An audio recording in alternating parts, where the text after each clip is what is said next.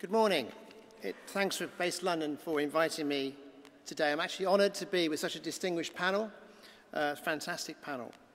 And I guess I'm here to cover the design, angle, and the title of my talk was Design and the Livable City. The problem with future-proofing is knowing what future you're proofing against. I'm old enough to remember experts predicting the exhaustion of fossil fuels in the 80s. I remember they also thought the main problem we'd have in the 21st century would be how we manage to use up our excess leisure time, whatever happened to that. We know from experience that prediction is a bit hit and miss. As a statistician, Nat Silverman so famously exposed most expert predictions of the last 50 years would be outperformed by dart-throwing monkeys. So how do we approach risk and resilience when all you have to go on is the now? I don't want to go all Donald Rumsfeld on you, but it's useful to differentiate between those known unknowns and the unknown unknowns.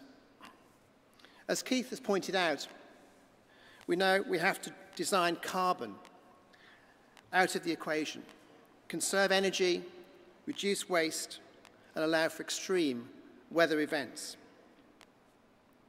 We don't know exactly how climate change will affect us. We just know that it really will. Cities are complex entities whose technical, social, and physical systems interact as a single ecosystem. Anything can happen. Cities provide a platform for experiments, say in governance. The mayor of Bogota raised millions by a voluntary 10% tax to make the city safer. His equivalent in Oklahoma fronted a campaign that transformed his city's waistline. And even Boris here has his bikes. So predictions that just extrapolate from the present technological trends, can never fully accommodate the possibilities of culture and political change. This can be seismic and sudden, especially in this digital age of instant feedback.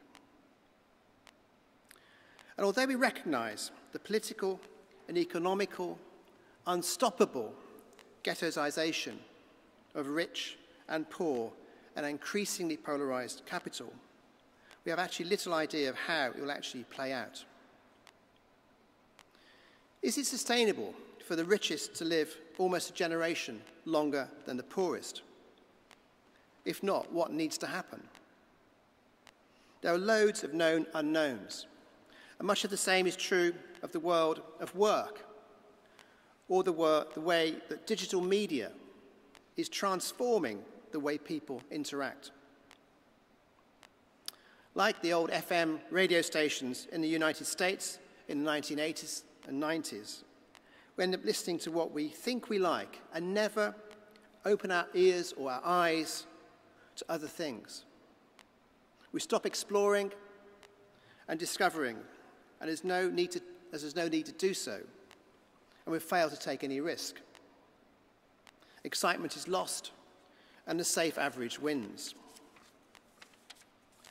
The thing is, everything that gets built in the city reflects an ethos. Architecture always expresses a hope or a fear, an argument for an idea or resistance to another. So as architects and designers aspiring to create long-term value, our future-proofing can only be based on what those ideas are. You have to start by agreeing what the city's for.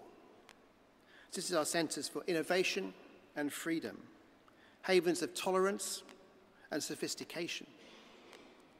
And they provide information, association, and choice. And security. Historically, the city's raison d'etre was to defend and protect its citizens. But when you look at London, the legacy city par excellence, how many of these functions are actually planned in terms of their future application? Or have they evolved through the vigour that the built environment has facilitated. The essence of any city comes from the combination of its fabric, the spaces and the buildings, its geography and its people. Space is soft and subject to change and should be flexible. The city's identity and purpose is as important as the fabric of the buildings and the spaces. Should it face out to a world at large or inward to the rest of the country?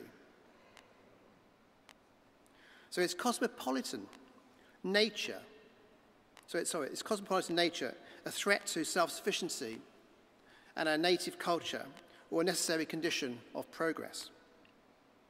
What should London's identity be? Do we want to make it the best place on earth to bring up children? The best place to grow old, which in my case would be great?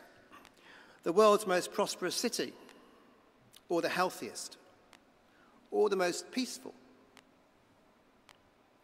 We know that London's identity is based on its economic and political importance and its cultural diversity. We know that with people being connected virtually and the evolution of traditional working office practices, third space and public spaces are acquiring new roles as meeting places of choice. As we know that such factors have to be accommodated by the spaces and buildings we create, their typology, their flexibility and their floor plates, and the adaptability of them in terms of design. But beyond that, I don't believe in any hard-nosed, top-down approach to urban construction. With accurate prediction of the future, we as architects can't make any meaningful diktats in isolation. London, like any city, is a communal endeavour, and as such we have to widen public engagement with its future direction. Listen, to share and to discover. So, to help create resilience and long-term value for the future, we have to support London's evolution and nurture the public space as the glue between the city and its citizens to ensure that, above all, London is a livable city. Thank you.